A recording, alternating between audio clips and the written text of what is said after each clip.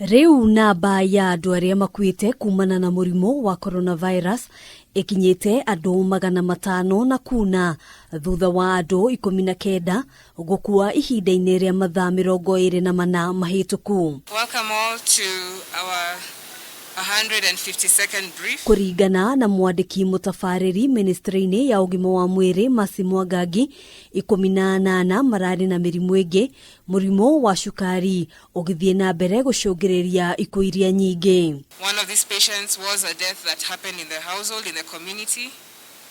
And today, as we've continuously said, 18 of our patients all have comorbid states, with the two leading states being diabetes and hypertension.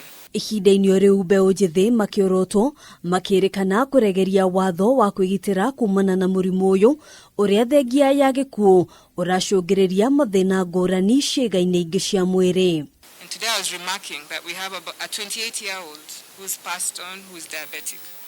So really what it means is that we need to be careful.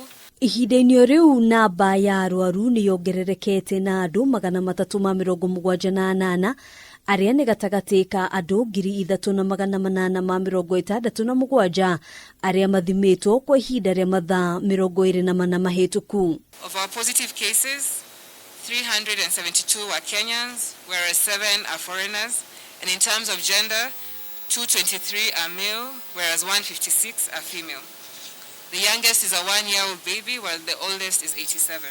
Kwa ihinda ria thiku nini hituku, namba ya ithimi ikoretwo icokete thi, Akenya makiurio kwaga kuregeria mitaratara ya kwigitira kuona murimu uyu no uratherema matura-ini, thirikari igitanya kwambatiria ikiro cia ithimi kwambiriria kiumia giukite.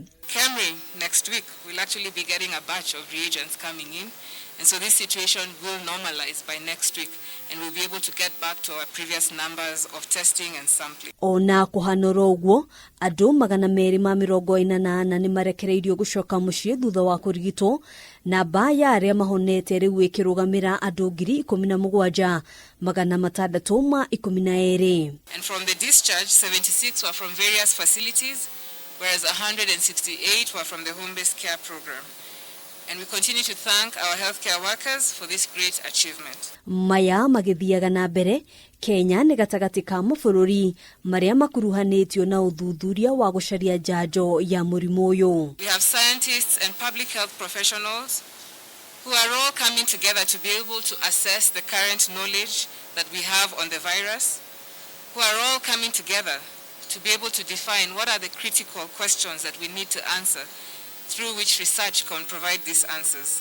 Handu-ini ha Kameme TV, Jitagwo Ngina wa Waduro.